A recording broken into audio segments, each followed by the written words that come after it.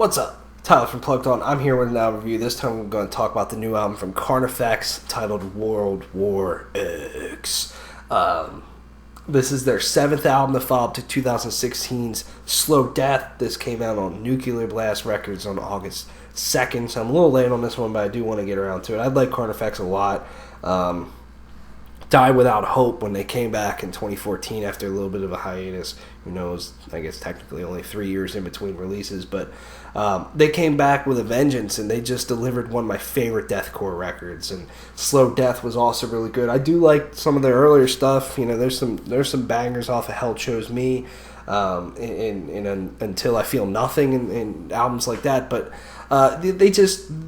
something felt right when they came back. So I'm always looking forward to a new Carnifex album.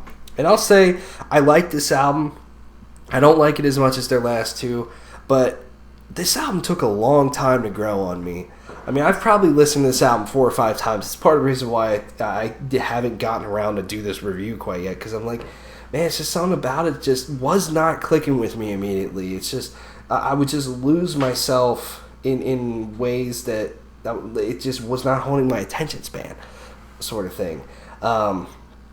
But, you know, after more listens, you know, it turns out there's some pretty good songs on here. I mean, it's a Carnifex record. You know what you're getting. You know you're going to get some heavy breakdowns, some groovy, chunky riffs, in some fast parts. There's going to be 12,000 tempo changes throughout the whole thing. Scott Lewis is going to deliver some absolutely awesome vocals, which he does on here.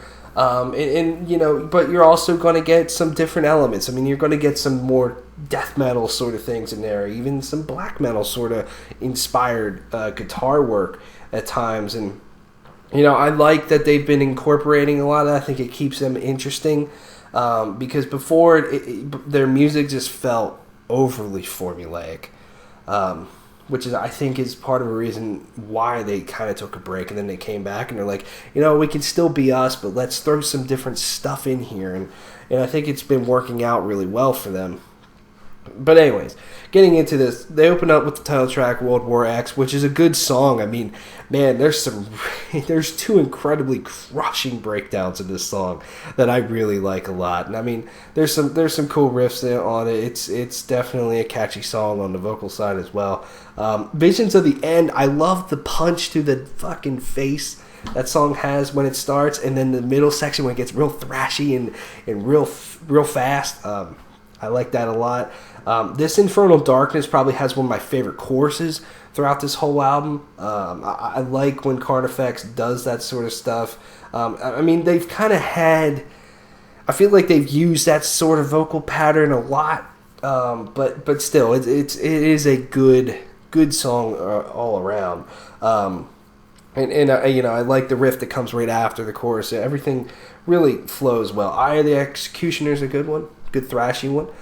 Then they got some guests on this album as well. They got Elisa White-Luz from Arch Enemy to do No Light Shall Save Us, the first single for this, which I like this song in terms of I love the production of it. I love the chunkiness of it. And it's got a good chorus to it as well. I like how they used her, and I like that they used her for some clean vocals, which adds a lot of atmosphere to it. She has a beautiful voice in Arch Enemy because they just want to be Arch Enemy, and there's nothing wrong with it. She has a great, you know, screamed vocal, harsher vocal. But man, her voice is so beautiful. So whenever she does other things and she's singing, I'm like, fuck, Arch Enemy needs to use this stuff more, man. Use her to her full potential. But yeah, I think I liked how they kind of used her to build some atmosphere and everything, which worked really well. And then All Roads Lead to Hell. The song's fine. It doesn't grab me too much.